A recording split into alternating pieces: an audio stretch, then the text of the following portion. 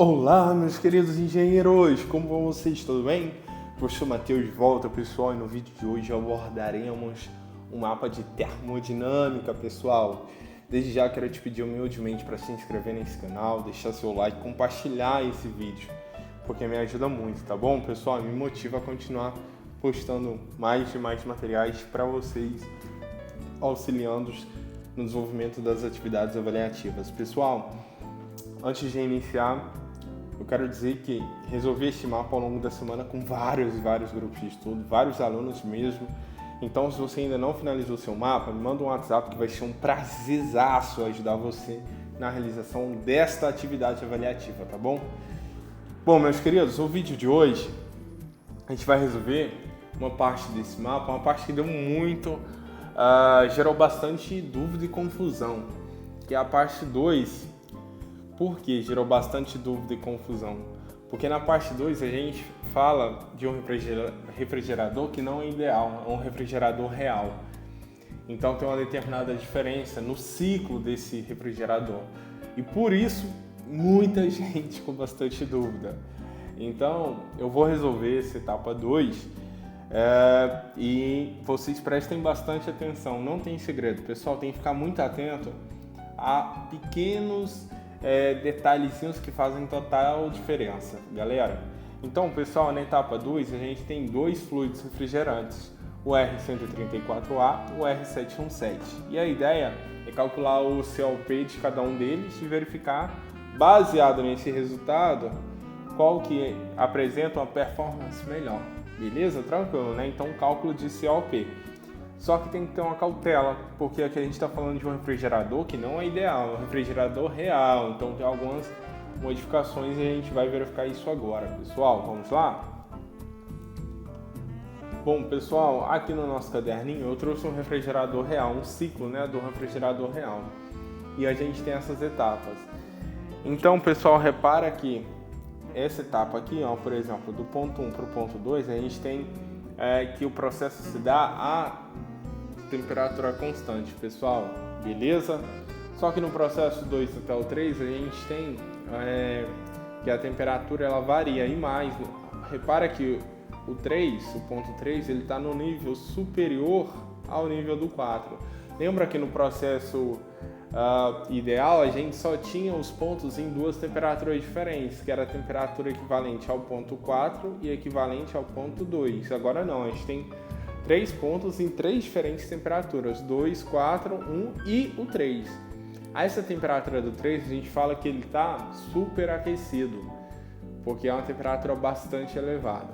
Em seguida a gente tem que no ponto 3, né, o material no ponto 3, ele obrigatoriamente tem que sofrer uma queda de temperatura para que ocorra a transição de fase.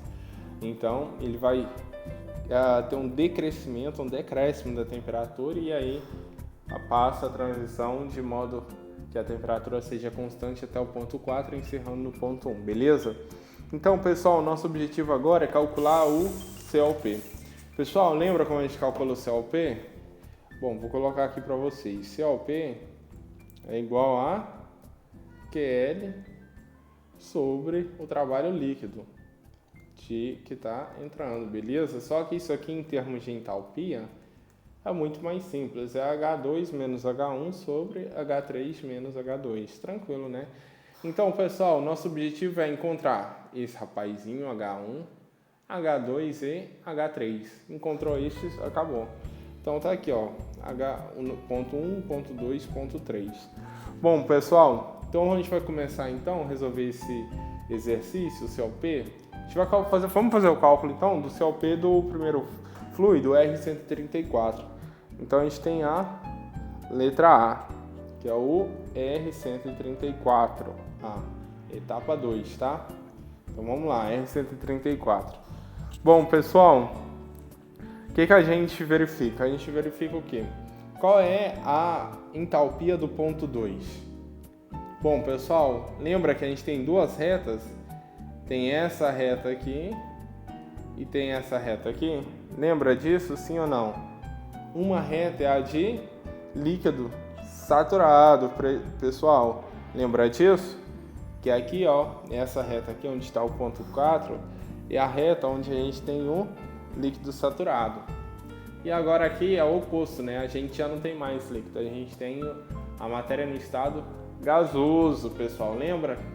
Todos os dois estão saturados, só que um é o estado líquido e o outro é o estado gasoso saturado, beleza? Bom, pessoal, dito isso, agora ficou fácil, né? O H2, ele está em qual reta do...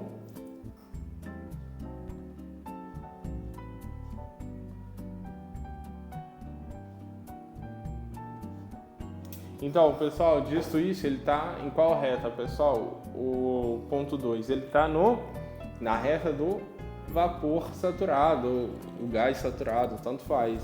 Então agora basta a gente ir lá na nossa tabelinha do R134A e verificar qual é o valor da entalpia quando esse fluido ele está no estado de vapor saturado. Então a gente vai lá e tá aqui a tabelinha, ó, R134A. Primeiro, gente, pelo amor de Deus, vamos olhar a tabela correta, ó.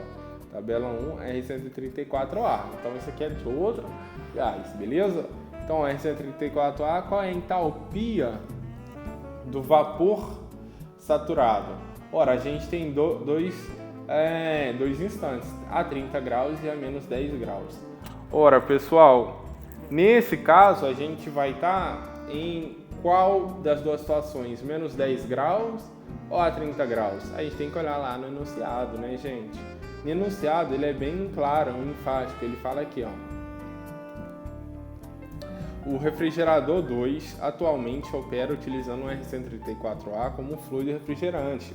A segunda etapa do seu projeto é estudar a possibilidade de troca desse fluido de trabalho pela amônia, menos agressiva ao meio ambiente. Para fazer a escolha, você deve avaliar o desempenho do refrigerador 2 por meio do cálculo do coeficiente performance do ciclo COP para o fluido. E agora vem os processos, pessoal. O refrigerador 2 também opera uma vazão de 1,4 kg por segundo, cujas temperaturas de evaporação e condensação são menos 10 graus Celsius e 30 graus Celsius.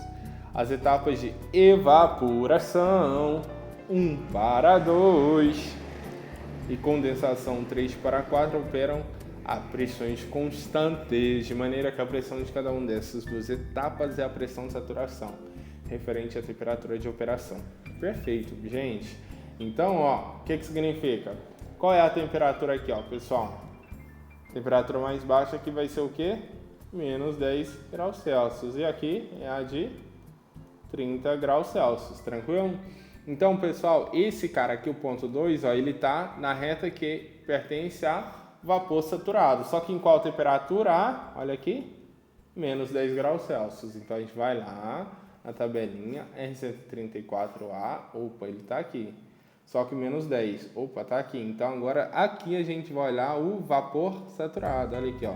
Entalpia, hein? Pelo amor de Deus, entalpia do vapor saturado, ela vale 391,7, meus queridos.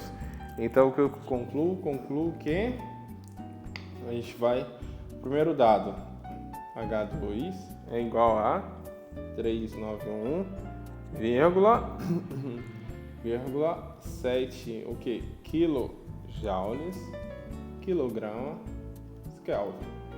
Beleza? Bom, pessoal, H2 então está calculado. A gente tem, né, esse valor, melhor dizendo. Bom, quem vai ser, pessoal, então, H3? Pô, H3 é o quê? É vapor, é uma temperatura muito elevada, ou seja, é o vapor superaquecido, pessoal. Lembra? Porque a gente está num ciclo que é real, não é o ciclo ideal. Bom, quando a gente verifica aqui, ó, na tabela do 134A, será que tem entalpia superaquecido, do fluido superaquecido? Bom, 30 graus não, menos 10 não. Opa, olha aqui, 35,9 P, 30 graus. E aqui a gente vê que a entalpia do vapor superaquecido é 419,5. Então a gente vai ter que anotar isso, hein? 419,5 kJ, quilograma Kelvin. Beleza? Tranquilo? Então a gente tem esse que é o nosso querido H3. Então foi H3, H2, agora a gente tem o que? H4, a entalpia 4. Bom, no ponto 4, pessoal, a gente está aqui, ó. Ponto 4, olha aqui, ele está sobre essa reta. Essa reta laranja significa o quê? É o quê? É o líquido, o que, gente? Líquido saturado, meus queridos. Lembram lá da aulinha? Então, líquido saturado. Qual a temperatura agora? Atenção, hein? A 30 graus. Então a gente vai lá, tá bem, vai verificar. Bom, 30 graus, estamos aqui. Então, líquido saturado, entalpia, hein? Pelo amor de Deus, gente, vamos colocar entropia, hein? É quanto? É 241,3. Então a gente vai colocar isso aqui, hein? H3, né? 241,3 kJ, quilograma, Kelvin, beleza? E agora, por último, falta a gente terminar H1. E agora que é o grande desafio. Por quê? Porque isso aqui é a transição. Não é nem líquido em 1. Por quê? Porque no ponto 1 ele não está nem sobre a curva do líquido saturado, nem sobre a curva do vapor saturado. E aí? Ele está meio lá e meio cá. E agora, pessoal, como que a gente calcula isso? Bom, a gente tem uma coisinha, um detalhezinho que facilita demais a nossa vida. No nosso ciclo, olha aqui o que a gente tem. A gente tem uma válvula de expansão, no lugar em que geralmente a gente teria o que? Uma turbina, pessoal. Isso muda totalmente a história, facilita demais. Por quê? Bom, pessoal, agora falta aqui só um H1, ou seja, a entalpia no ponto 1. Como eu disse, pessoal, vai ter um detalhezinho aqui que muda tudo, que é a válvula de expansão. Geralmente a gente teria uma turbina e agora a gente tem o que? Uma válvula de expansão. E qual a consequência disso? A válvula de expansão, ela opera a ΔH igual a zero, ou seja, de modo isentálpico. Ou seja, a variação de entalpia é zero. Ah, que legal! Ou seja, então a variação da entalpia de 4 para 1, esse ΔH é igual a zero. Conclusão que se a variação é zero, então a entalpia 4 é obrigatoriamente igual a entalpia 1. Então isso aqui é igual a H4, que é igual a 241, kJ, quilograma, Kelvin. Beleza? Pronto, pessoal, agora a gente tem tudo, agora ficou fácil, hein? Bom, a partir disso agora é só calcular o CLP, gente. Tranquilo, né? Então, ó, portanto, o que eu vou ter, gente? Que o nosso CLPR, ele é igual a H2 menos H1 sobre H3 menos H2. Então isso aqui é igual a... Quem é H2, pessoal? H2 deu, tá aqui, ó, H2, 391,7 menos H1, que é 241,3 sobre H3, que é 419,5 menos H2, que é 391,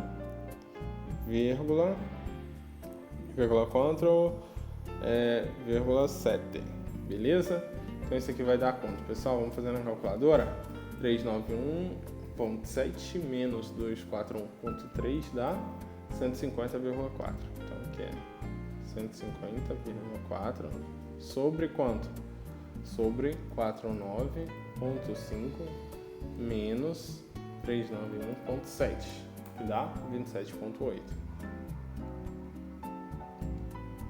Portanto, isso é quanto, gente? Isso aqui é 150,4 dividido por 27,8. Logo é 5,41. Tá aqui o nosso COP dos R134A. Beleza? Entendeu? Muito legal, né? Mas legal que só o jogo do Flamengo, gente. Poxa, time só dá alegria. Bom, meus queridos, vocês entenderam? Tranquilo, né? Então agora, pessoal, como desafio, vou deixar vocês reproduzir exatamente a mesma análise para o R717. É bem tranquilo, pessoal. É só verificar os pontos do nosso ciclo real e olhar na tabelinha que ele nos forneceu qual é o valor de cada uma das entalpias e depois fazer o cálculo do CLP do refrigerador através da nossa formulazinha, beleza? Só uma observação, pessoal, no início alguns alunos, nossa, professor, mas deu maior que 1 e tal, isso tá certo? É assim mesmo? Então, pessoal, lembra de uma coisa, isso aqui não é rendimento, não. Isso aqui é o quê? É o CLP, é um índice de performance, então sim, pode ser maior do que 1. Isso aqui não é rendimento, atenção, tá? Isso faz total diferença, beleza? Bom, pessoal, eu espero que vocês tenham entendido. Qualquer dúvida, pessoal, manda um WhatsApp, vai ser um prazer ajudar. Como eu disse, eu finalizei esse mapa com alguns alunos já. Na verdade, alguns grupos de estudo, né? E nesses grupos de estudo tinham vários alunos, para ser mais preciso. Portanto, se você está com dúvida ainda, não terminou esse mapa, me manda um WhatsApp que vai ser um prazer te ajudar, tá bom? Meus amados, fiquem com Deus. Forte abraço, bons estudos, estudem bastante. O mapa não é pequeno, não tá simples, é bem extenso, mas vocês são os melhores dos melhores de todos, tá bom? Meus queridos, fiquem com Deus então. Forte abraço e até o próximo vídeo. Tchau, tchau!